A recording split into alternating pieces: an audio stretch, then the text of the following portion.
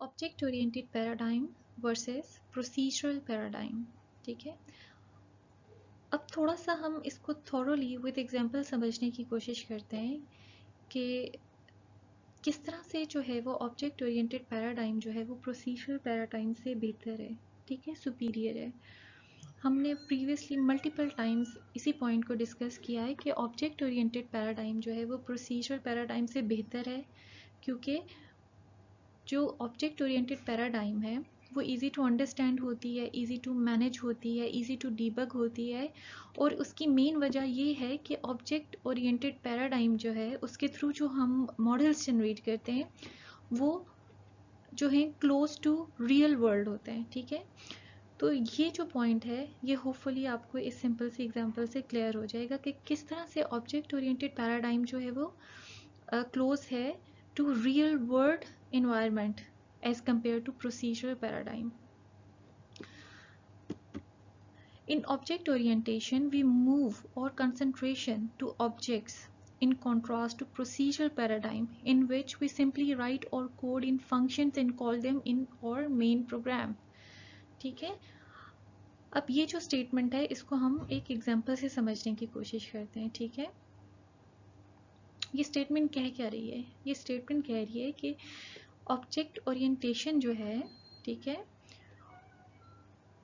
उसमें जो हम सोल्यूशन जनरेट कर रहे होते हैं वो क्लोज टू क्या होता है? रियल वर्ल्ड, क्योंकि हम फोकस कर रहे होते हैं ऑब्जेक्ट्स पे जो कि रियल वर्ल्ड में इन्वॉल्व होती हैं, वो स्पेसिफिक ऑपरेशन जिसको के लिए हम सॉफ्टवेयर जनरेट करने जा रहे हैं।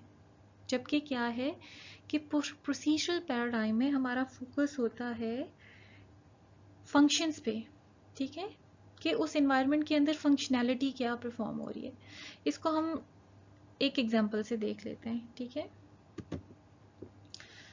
हम ऑब्जेक्ट ओरिएंटेड पैराडाइम में देखते हैं। ठीक है, हम उसी प्रीवियस एग्जांपल को देखते हैं जो सॉफ्टवेयर डोमेन में अभी हमने प्रीवियस स्लाइड पे देखी।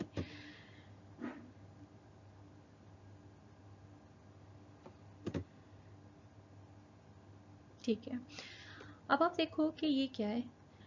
ये हमारे पास वो रियल वर्ल्ड एनवायरनमेंट था जिसका हमने जो है वो सॉफ्टवेयर सोल्यूशन देना था। तो ऑब्जेक्ट ओरिएंटेड पैराडाइम में हमने क्या किया कि हमने इसका जो है वो इस तरह से मॉडल जनरेट किया।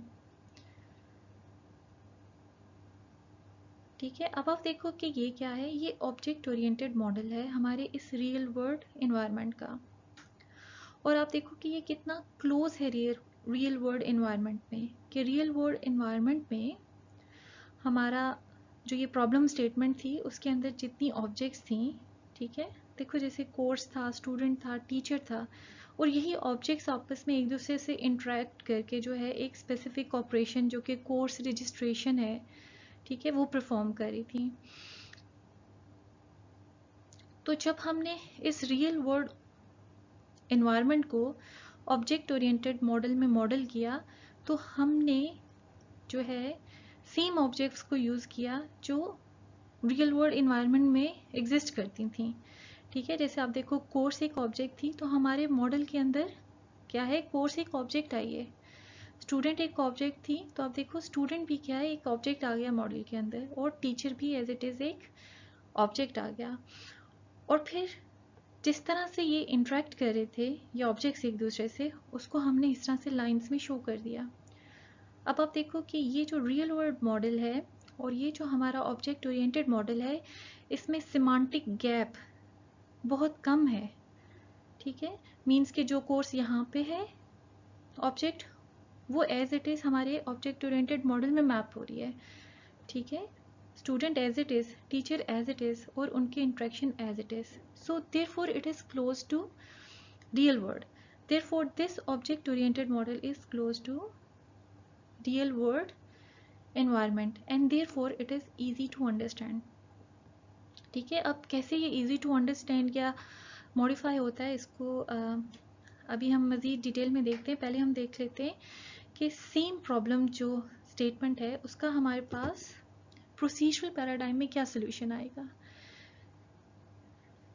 ठीक है, आप देखो यहाँ पे हमने ये जो स्टेटमेंट अभी डिस्कस की थी इसको हम फिर से देख लेते हैं ठीक है, हमने कहा कि इन ऑब्जेक्ट ओरिएंटेशन वी मूव और कंसंट्रेशन टू ऑब्जेक्ट्स।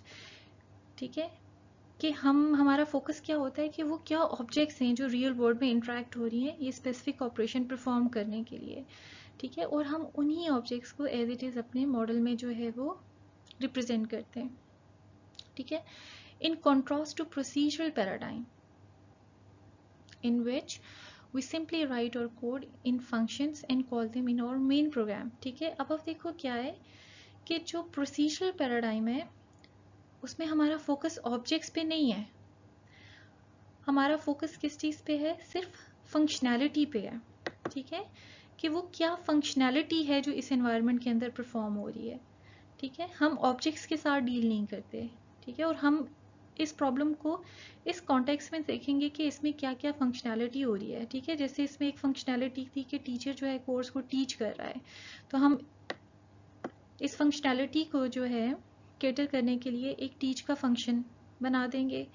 फिर इसी तरह आप देखो स्टूडेंट जो है वो कोर्सेज को रजिस्टर कर सकता है, तो उसके लिए एक रजिस्टर का हमारे पास फंक्शन आ जाएगा। ठीक है, और इसमें हम जो है वो सारी फंक्शनैलिटी को कैटर करेंगे। तो अब आप देखो कि ये जो रियल वर्ल्ड मॉडल है और इसका जो हमारे पास प्रोसीजरल पैराडाइम में सोल्यूशन आया है, इन दोनों में बहुत सिमेंटिक डिफरेंस है। ठीक है, कोई ऑर्गेनाइजिंग प्रिंसिपल नहीं है। ठीक है, कैसे नहीं है, क्योंकि हम रेंडमली यहाँ पे फंक्शंस ऐड करते जा रहे हैं। ठीक है, हमने टीच का ऐड किया, रजिस्टर का ऐड किया। ठीक है, इसी तरह अगर ये क्योंकि ये तो एक छोटा सा मॉडल है, अगर ये एक बड़ा या कॉम्प्लेक्स मॉडल होता तो इसमें इसी तरह हमारे पास 100 ऑफ फंक्शंस और आ जाते और हम उनको सिंपली मेन के अंदर कॉल करके हम उनको यूटिलाइज कर रहे होते। कोई ऑर्गेनाइजिंग प्रिंसिपल नहीं है। जबकि इस केस में क्या होता है, इस केस में हमारा कोड जो है वो बहुत मैनेजेबल होता है। क्यों, क्योंकि टीचर से रिलेटेड जितनी डिटेल है, ठीक है, लाइक टीचर की क्या डेजिग्नेशन है, टीचर का क्या नाम है, टीचर की further details, contact details, plus teacher जो भी ऑपरेशन परफॉर्म कर रहा होगा इस एनवायरनमेंट के अंदर, वो सब के सब जो है वो इस एक टीचर क्लास के अंदर होंगे। ठीक है, इसी तरह स्टूडेंट की सारी इंफॉर्मेशन, कि स्टूडेंट की सारी डिटेल्स प्लस स्टूडेंट जो भी ऑपरेशंस परफॉर्म करेगा वो इस स्टूडेंट की क्लास के अंदर आ जाएंगे। ठीक है, और इसी तरह कोर्स की सारे जितने भी जो भी इसकी करेक्टरिस्टिक्स हैं, ठीक है, डिटेल्स होंगी, कोर्स नेम, कोर्स आईडी जो भी है, और प्लस कोर्स से रिलेटेड जो भी फंक्शंस हैं वो इस कोर्स की क्लास में आ जाएंगे। अब आप देखो कि ये क्या है, ये ज़्यादा मैनेजेबल है कि अगर हमें टीचर से रिलेटेड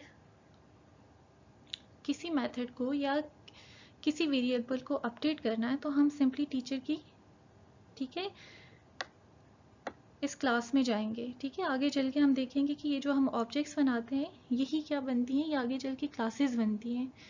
ठीक है, तो अब आप देखो कि ये क्या है, ये जो हमारा मॉडल है, ठीक है, ऑब्जेक्ट ओरिएंटेड मॉडल, अब इसके थ्रू जो हम कोड जनरेट करेंगे वो क्या होगा, ज़्यादा मैनेजेबल होता है, वो ज़्यादा इजी टू अंडरस्टैंड होता है, वो ज़्यादा इजी टू मॉडिफाई होता है। ठीक है, क्योंकि वो एक ऑर्गेनाइजिंग प्रिंसिपल को फॉलो कर रहा है, जबकि इस केस में हमारे पास ऑर्गेनाइजिंग प्रिंसिपल नहीं होता है। ठीक है, और हम रेंडमली जैसे जैसे हमारी रिक्वायरमेंट आती जाती है तो हम इसमें वेरिएबल्स ऐड करते जाते हैं, हम मेथड्स ऐड करते जाते हैं, और फिर इन फ्यूचर अगर हमें कुछ अपडेशंस चाहिए, ठीक है, या कोई चेंज करना है तो वो बड़ा मुश्किल हो जाता है।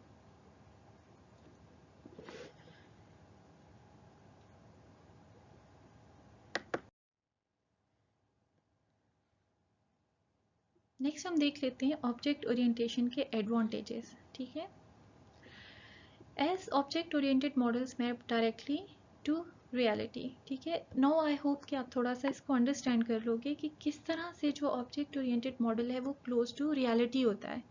ठीक है, और क्लोज टू रियलिटी होता है इसीलिए क्या होता है, अंडरस्टैंडेबल होता है। ठीक है, we can easily develop an object oriented model from a program. ठीक है, और क्या होता है, सिंपली क्या होता है, जो भी हमारी एनवायरनमेंट होती है, प्रॉब्लम स्टेटमेंट होती है, उसमें से हम ऑब्जेक्ट्स को आइडेंटिफाई करते हैं। ठीक है, फिर प्लस फर्दर हम नेक्स्ट लेक्चर्स में देखेंगे कि किस तरह से हम जो है वो अपना मॉडल जो है फिर फर्दर रिफाइन करते हैं कि हम इनिशियली सब ऑब्जेक्ट्स को निकालते हैं, फिर हम देखते हैं कि कौन सी ऑब्जेक्ट्स जो हैं वो क्लासेस में ट्रांसलेट हो सकती हैं, कौन सी नहीं। वो कुछ रूल्स हैं जो हम आगे देख लेंगे, ठीक है।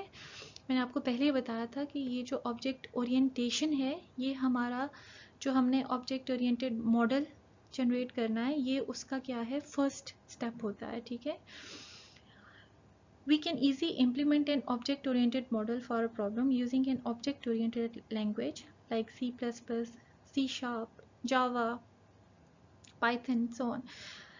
Using its features like classes, inheritance, virtual functions and so on. ठीक है। फिर हम क्या करते हैं कि फिर जब हम ये मॉडल बना लेते हैं तो आगे चल के हम देखेंगे कि इसी मॉडल को देखते हुए, ठीक है, इसी मॉडल को देखते हुए हमें ये आइडिया हो जाता है कि हमें कहाँ पे इनहेरिटेंस अप्लाई करनी है, कहाँ पे वर्चुअल फंक्शंस आएंगे, ठीक है, कहाँ पे जो है हमें एब्स्ट्रैक्ट क्लासेस यूज़ करनी है, जो कि ये डिफरेंट कैरेक्टरिस्टिक्स हैं ऑब्जेक्ट ओरिएंटेड प्रोग्रामिंग की, ठीक है।